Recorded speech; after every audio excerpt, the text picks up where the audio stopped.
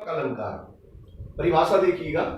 काव्य में जहां अत्यधिक समानता के कारण उपमेय पर उपमान का आरोप हो उसे रूपक अलंकार कहते हैं। उपमेय पर उपमान का आरोप हो उसे रूपक अलंकार कहते हैं। मैंने उपमा अलंकार जब आपको बताया तो ये समझाया था कि उपमेय क्या होता है और उपमान क्या होता है।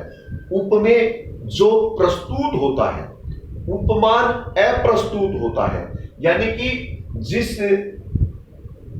की हम अत्यधिक समानता के कारण आरोप जिसके ऊपर लगाते हैं, यानी कि जो प्रस्तुत होता है उसके ऊपर अप्रस्तुत का आरोप लगाते हैं, यानी कि उपमेय पर उपमान का आरोप होता है रूपक अलंकार के अंदर। उदाहरण देखिएगा, इस स्वतंत्रता महायज्ञ में कई वीर आएगा। स्वतंत्रता का आंदोलन था हमारा। कवि ने रूपक अलंकार का यहां पर प्रयोग किया, यानी कि उसको उसके ऊपर आरोप लगाया। किसका? महायज्ञ का। यानी कि जो स्वतंत्रता आंदोलन था उसके ऊपर आरोप है, यानी कि प्रस्तुत है हमारा स्वतंत्रता आंदोलन, अप्रस्तुत है हमारा महायज्ञ। तो स्वतंत्रता आंदोलन पर महायज्ञ होने का आरोप है, इसलिए यह रूपक अलंकार है। दूसरा उदाहरण हमने लिखा, चरण कमल बंदो हरिराई, यानी कि जो चरण है उनके ऊपर आरोप है। क्या? कमल के समान,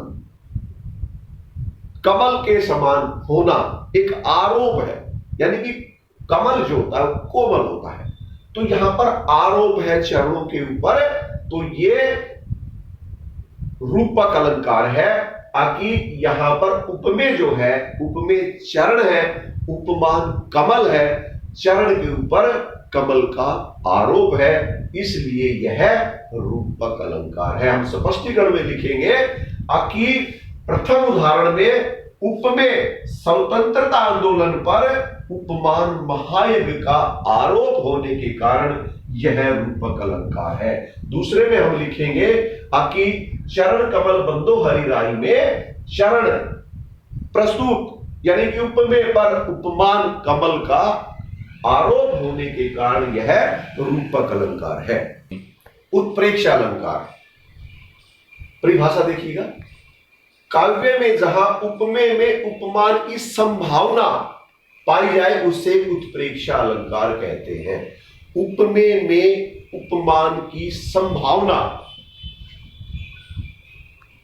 पाई जाए उसे उत्प्रेक्षा अलंकार कहते हैं। यानी कि उपमेय, मैंने पहले भी बताया आपको, उपमेय यानी कि प्रस्तुत जो है, उपमान अप्रस्तुत की संभावना जहां पर होती है काव्य में वहां पर उत्प्रेक्षा अलंकार होता है। काव्य में जहां उपमेय में उपमान की संभावना पाई जाए उसे उत्प्रेक्षा अलंकार कहते हैं। यहां मैं एक लक्षण के रूप में आपको बताऊंगा कि इसमें 4 वाचक शब्द हैं, जानो, मानो, जनु, मनु।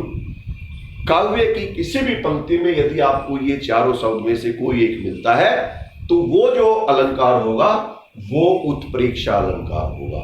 जानो, मानो, जनु, मनु काव्य की किसी भी पंक्ति में आपको मिलते हैं तो आप निश्चिंत होकर के ये मान लीजिएगा वो उत्प्रेक्षा अलंकार है। उदाहरण देखिएगा, सिर फट गया उसका वही मानो अरुण रंग का घड़ा। हमने परिभाषा में पढ़ा है क्या कि काव्य में जहां उपमेय में उपमान की संभावना बताई जाए, ये देखिए, सिर फट गया उसका वही, सिर फटा है और सिर फटने पर खून जो है वो इतना निकल गया है, किसकी कल्पना की गई वहां पर? मानो अरुण रंग का घड़ा, कि जैसे एक लाल रंग का घड़ा फूट गया हो।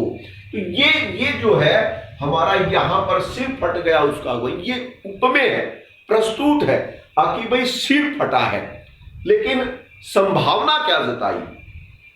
मानो अरुण रंग का घड़ा, कि जैसे कोई लाल रंग का घड़ा फूट गया, यानी कि जो ब्लड था वो इतनी ज्यादा मात्रा में निकल गया है जैसे कोई लाल रंग का घड़ा फूट गया। तो ये जो है संभावना यहां पर प्रकट की है, तो जहां पर संभावना प्रकट की जाए वहां पर उत्प्रेक्षा अलंकार है। दूसरा एग्जाम्पल देखिएगा आप, उस काल मारे क्रोध के तनु कांपने उनका लगा, मानो हवा के जोर से सोता हुआ सागर जगा। उस काल मारे क्रोध के, यानी कि क्रोध के कारण उनका तन था जो इस प्रकार कांपने लगा। तो जो तन कांप रहा था, तो उस तन के कांपने में क्या संभावना बताई गई है? मानो हवा के जोर से सोता हुआ सागर जगा। आखिर जो संभावना क्या प्रकट की? आखिर जैसे हवा के जोर से सोता हुआ सागर जग जाता है। तो यहां ये जो हमारी उस काल मारे क्रोध के जो तन कांप रहा था वो उपमेय है, वो प्रस्तुत है, और जिसमें उपमान की संभावना बताई गई है, हवा के जोर से सोता हुआ सागर जगा। यहां पर ये उपमान है, अप्रस्तुत है, इसकी संभावना बताई गई है। तो इसके स्पष्टीकरण में आप क्या लिखोगे? आपकी सिर फटने पर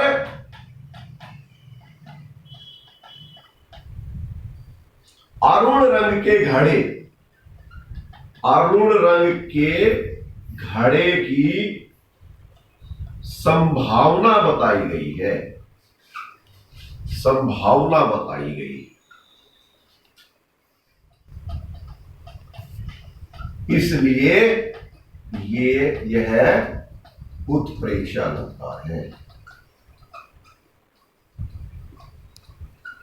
तो ये है आपका उत्प्रेक्षा अलंकार। मानवीकरण अलंकार, काव्य में जहां जड़ प्रकृति पर मानवीय भावनाओं तथा क्रियाओं का आरोप हो उसे मानवीकरण अलंकार कहते हैं। जड़ प्रकृति पर, यानी कि मैं दूसरे शब्दों में यदि बताऊं आपको, आखिर काव्य में जहां मानव को छोड़ करके अन्य सभी से मानव जैसी क्रियाएं करवाई जाएं, मनुष्यों जैसी क्रियाएं करवाई जाए, उसे मानवीकरण अलंकार कहते हैं। आसान शब्दों में मैंने बताया आपको कि काव्य में जहां मानव को छोड़ करके अन्य सभी से मानव जैसी क्रियाएं करवाई जाए, यानी कि मानवीय भावनाओं और क्रियाओं का आरोप हो, मानवीय भावनाओं और क्रियाओं का आरोप हो।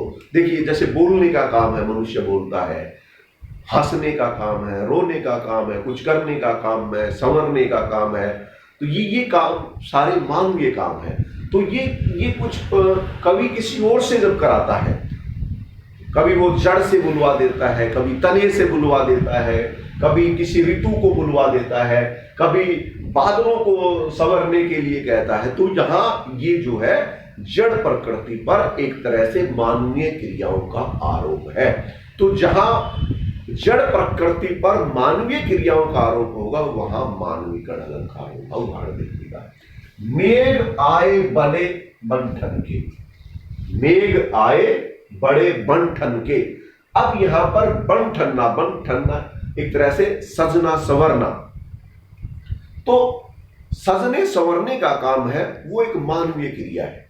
आप सभी को पता है सजने संवरने का जो काम है वो एक मानवीय क्रिया है। यहां पर ये जो आरोप है ये किसके ऊपर है? मेघ, बादलों पर। अब वही बादल जो है वो बड़े बन ठन करके और संवर करके आए हैं। तो यहां पर बादलों के ऊपर मानवीय क्रिया का आरोप होने के कारण ये मानवीकरण अलंकार है। तो हम इसके स्पष्टीकरण में क्या लिखेंगे? आपकी प्रस्तुत पंक्ति में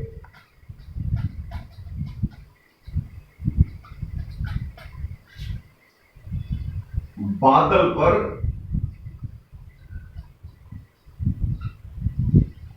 मानवीय क्रियाओं का आरोप, मानवीय क्रिया का आरोप होने के कारण यह मानवीकरण अलंकार है।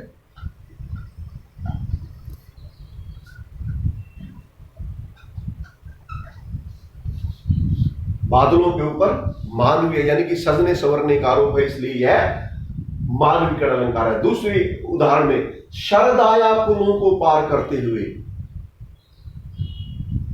शरद ऋतु पुलों को पार करने का जो काम है, क्योंकि चलने का जो काम है एक तरह से वो मानवीय क्रिया है, पुलों को पार करने का काम मानवीय क्रिया है, लेकिन यहां पर कवि ने शरद ऋतु से करवाया है, तो यहां पर शरद ऋतु पर मानवीय क्रियाओं का आरोप होने के कारण यह मानवीय अलंकार है।